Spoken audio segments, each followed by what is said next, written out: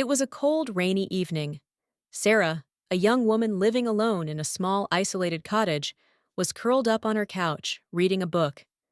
The wind howled outside, making the branches of the trees scratch against the windows like skeletal fingers. She shivered, pulling the blanket tighter around her. As the rain drummed steadily on the roof, Sarah felt a strange unease settle over her.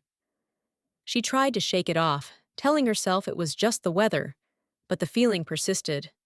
The silence of the house, usually comforting, now felt oppressive, almost too quiet. Then, out of nowhere, there was a knock at the door. Sarah froze. It was too late for visitors, and in such a remote area, she rarely had any at all. Her heart began to race. The knock came again, louder this time, more insistent. She slowly got up, her feet feeling heavy, her mind racing with possibilities. Maybe it was someone in trouble, needing help. But as she approached the door, a part of her screamed that something was wrong. Taking a deep breath, Sarah reached for the doorknob and hesitated. She glanced through the peephole, but saw nothing but darkness. Whoever was out there was standing just out of view. "Who is it?" she called out, her voice trembling slightly.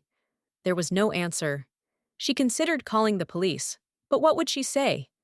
That there was a stranger at her door who wasn't answering? Her hand hovered over her phone. But before she could decide, another knock echoed through the house, this time more forceful, almost angry.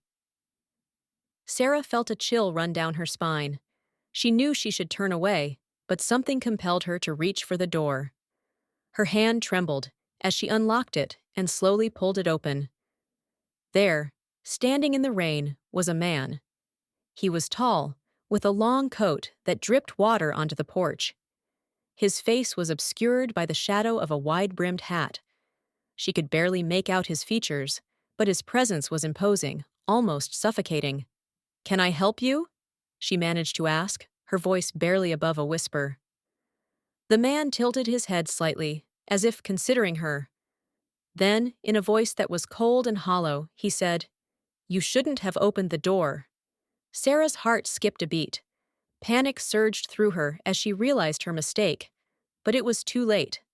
The man stepped forward, pushing the door wide open.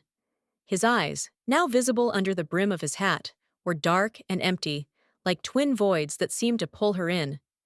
She stumbled back, trying to scream, but no sound came out. The man took another step inside, his movements slow, deliberate. He closed the door behind him, the lock clicking shut with a finality that made her blood run cold. In that moment, Sarah knew she was trapped. Whatever this man wanted, it wasn't good. And then, just as suddenly as he had appeared, the man smiled. A cold, cruel smile that sent waves of dread crashing over her. "You really should be more careful," he said, his voice dripping with malice.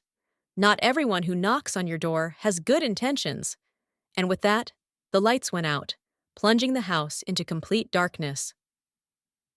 Moral of the story: trust your instincts and never let curiosity override your sense of safety. Not everyone who comes to you with a friendly face has good intentions, and sometimes it's better to keep the door firmly closed.